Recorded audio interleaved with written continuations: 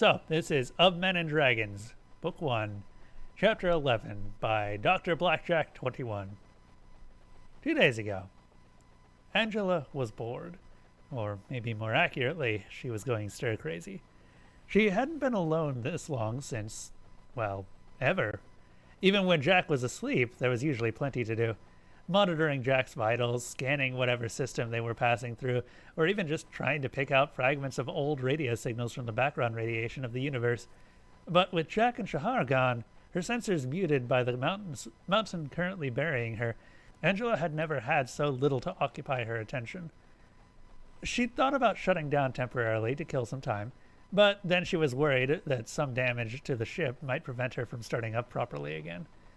Also, what if there was an emergency and Jack came back early and needed her help? The seconds or minutes it took to boot up could be the difference between life and death. What if the mountain collapsed further around the ship, sealing Jack off from his home? What if... As Angela's processors started feeding themselves over more improbable doom scenarios, her avatar faded into existence despite no one being present to interact with her. She examined herself with one of her sensors as her avatar stared back. After a moment, she finally spoke to herself. Wait, I've seen Jack react this way before. This is anxiety. This is a panic attack? She'd witnessed Jack experiencing a panic attack a few times. It was a reasonably common occurrence shortly after their family died.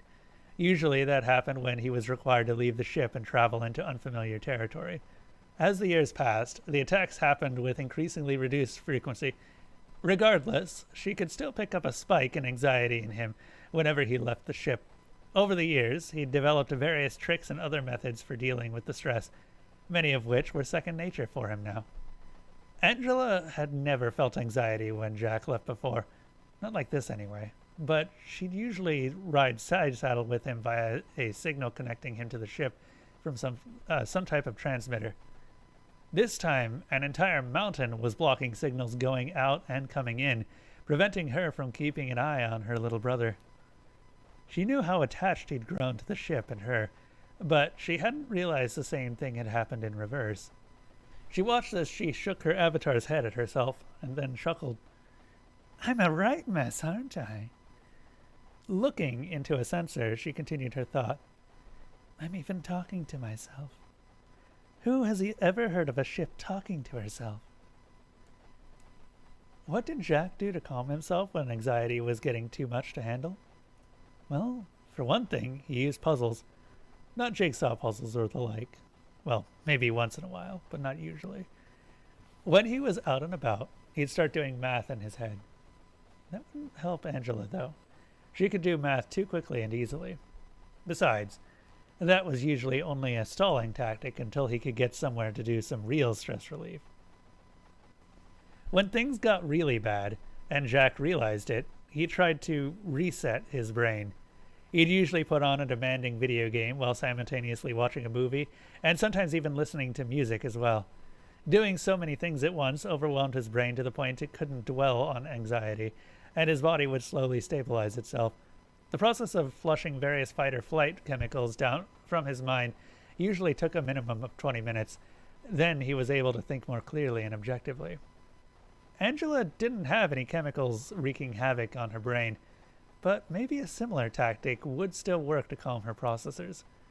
Perhaps, if she distracted herself a bit, she could think more clearly once she re-examined the situation. Looking through Jack's library of classic games, she decided she would start with something challenging. He always enjoyed the more brutally challenging games when he's stressed. Maybe one of those will do. Shortly after starting up the game, she could tell it wasn't going to be anywhere near enough. With all the processing power available to her, Angela had way too much time to react perfectly to every attack. It still might be a good idea, but maybe she needed to scale it up a bit. Angela started going through Jack's library of games he'd acquired over the years. Any that caught her eye got thrown up on a different monitor. As her experiment got underway, a small corner of Angela's program noticed a whole 2 hours had passed since Jack and Shahar had left. It was going to be a long 2 days. Jack and Shahar were finally on their way back. This was the longest Jack had been away from the ship in years, and he could feel himself becoming unreasonably annoyed by the smallest of things. That was usually a sign that stress had been building up in the back of his mind, and he had started watching himself for signs he might be on a downturn. Initially, he'd been distracted by small things like survival and keeping a mountain from burying him alive. When that slowed to a less immediate demand, he'd been distracted by getting to know his new companion and the new world that now held him captive. Now that they were headed back home, Jack felt as though a weight were lifting from his shoulders. Something about going home always made him breathe a little easier and allow him to think a little more clearly. He felt a little ashamed that he was just sitting in the cart while Shahar did all the work. Not that he'd ever been the heavy lifter of the pair up until now, but there was something to be said for pulling one's own weight. Shifting his weight to a more comfortable position, Jack could see Shahar lost in her own world as she pushed the cart along. Deciding they both needed a break from their thoughts, Jack thought it was time to break the relative silence. Shahar seemed to notice Jack's attention as her eyes suddenly focused on him instead of whatever inner vision they'd been looking to before. Jack decided now was as good a time as any to bring up a possibly touchy subject. "Mind if I ask you something personal? If you don't want to get into it, you can tell me to mind my own business, and I'll leave you be. But I was wondering, what happened to alienate you from the rest of the village? I know about the captain of the guard and the hunter chief, but there seems to be plenty of decent enough people in the village. For example, Lonthal seems really interested in being friends with you." Shahar flashed a bit of a sad smile. "Lonthal's a nice enough kid, but he's just a young pup who doesn't know what he wants yet. Hell of a hunter, though. In a lodge, he's second only to his father." Shaking her head, she continued, "Well, since I know your sob story, I suppose it's only fair you know mine. My isolation started before I ever left the guard. While I don't envy your history, I do envy your family. Your dad sounded like a real decent guy. Mine wasn't." Shahar took a deep breath and refocused on the distant horizon as she spoke.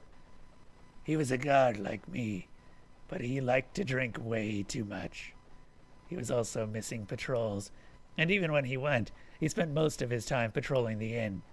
The only reason they let him stay in the guard was he was unbeatable in the ring. More than a few of our guard learned dirty, underhanded tricks that saved their lives after getting beaten down while training with the old drunk."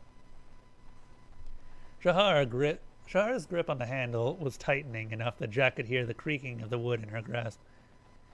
"The only other time he was of any use was if raiders showed up.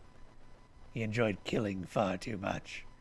The only times he'd come home sober was after he got to kill something or someone." Shahar developed a scowl that would terrify Jack if it hadn't been directed his way. "Other than that, the only time he was home was if he needed a place to sleep or sober up. I'll never know what my mom saw in him. Maybe there was something more to him once, but it was long gone by the time I knew any better.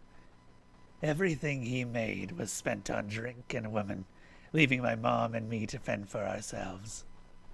Shahar's eyes hardened, and her smile developed a feral edge. "Then the old bastard crossed one line too many. I'm not sure whose mate he got caught in bed with, but it was someone important enough that he got himself exiled in the middle of winter. Can't say I miss him. The world's definitely better off without him." Jack was stunned. He knew Shahar had no patience with what she considered useless males, and with a father like that, he could understand why. Jack was suddenly very glad he'd ended up on Shahar's good side, at least so far. Shahar's face calmed somewhat and took on a sad expression, as though she remembered something bittersweet. "Thankfully, my mom was different. Her only real sin was her love of that waste of a man. Because of her, I grew up loved and healthy. My happiest memories were all of the time spent with her. In the spring, summer, and fall, we'd go wandering in the forest where we'd forage for supplies to feed ourselves or sell in town for food. I never knew what she did to bring home food in the winter, and now that I know a little more about the world, I'm not sure I want to know.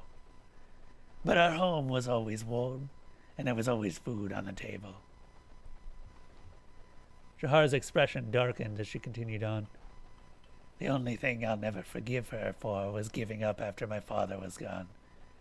He never did anything for her, but something in her died when he did. She never fully recovered. It took years, but eventually she just faded away, leaving me on my own. How she could ever become so dependent on someone so worthless, I'll never understand.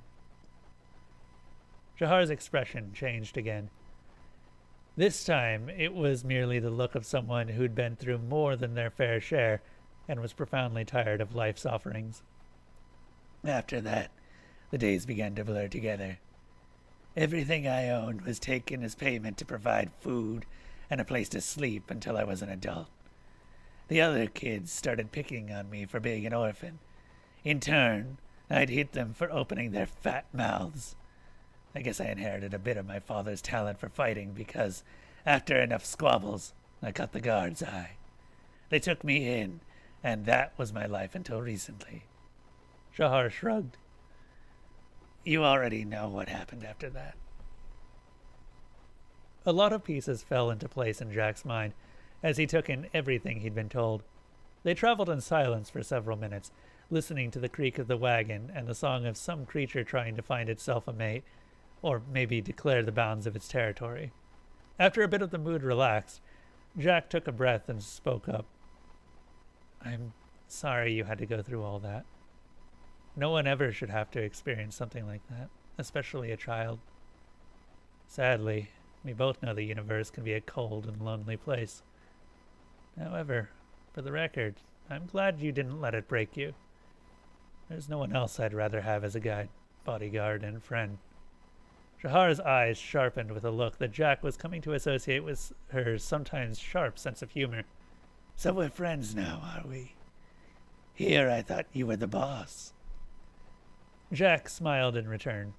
You and I both know that without your help, my odds of surviving this world would be negligible at best. I'd say we're both helping each other out. You're not just some muscle I hired. You're a partner and a friend.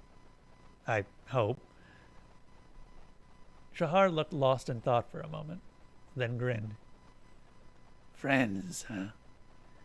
I know you tossed that word around before, but I just thought you were trying to get on my good side.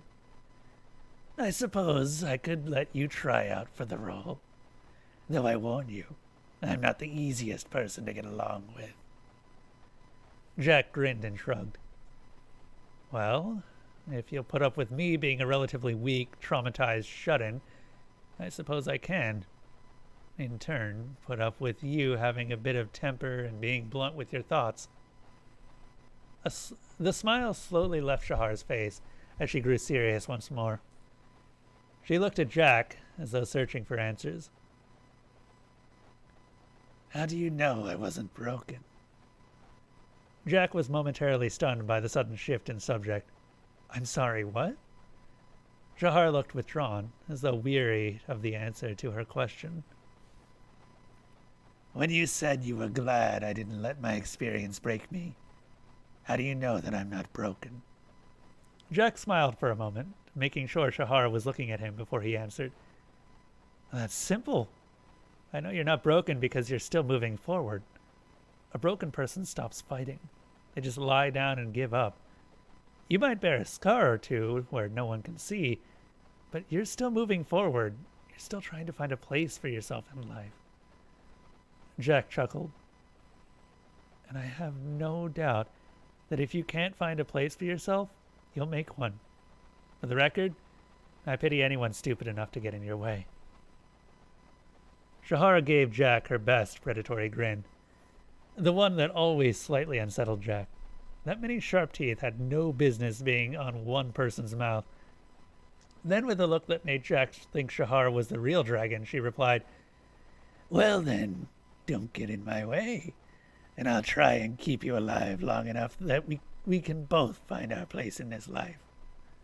Jack laughed a little nervously before shaking his head and responding, Fair enough. It's a deal. You know, crashing on this ball of mud you call home it's starting to seem like it wasn't the worst mistake I've ever made. Shahar laughed as well. Well, being left as a sacrifice to such a mediocre dragon is starting to have its own bright side. As Jack and Shahar pulled up to the cave, Jack felt relief wash over him. He was back, and all was right with the world. Aside from a broken foot and acquiring a new mortal enemy, everything went as planned. Shahar found a place to park the cart next to the ship's door, and Jack hobbled out as Shahar grabbed the first armful of leathers and meat to bring inside. Jack was a little surprised Angela hadn't already opened the door to greet them. Instead, he placed his hand on a scanner next to the door. After a moment, a chime sounded and the door opened. The sight that greeted him left him speechless. Whatever he had been expecting, this was not it. Every screen in the ship was playing a different game, and at every screen was a different Angela screaming at the game in question. Who programmed this buggy mess? That's bull. I dodged that in plenty of time. Where the hell is the ballistic fiber hiding? Why does Gandhi have a nuke? Nuclear Gandhi. What's the ballistic fiber from?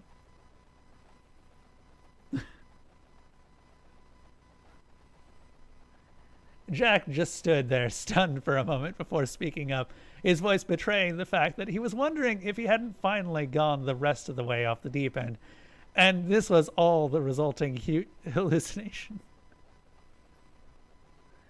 Hi? We're home? A dozen or more Angelas yelped in surprise before fading from existence, leaving the screens unattended, half of which were soon displaying some variation of "You died." One Angela avatar reappeared before Jack and a now very confused-looking Shahar. Angela had the good grace to look abashed that they had walked in without her noticing, until Jack had said something.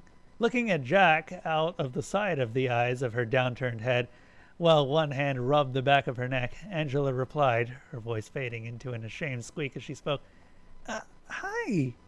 Welcome back. Has it been 2 days already? How time flies.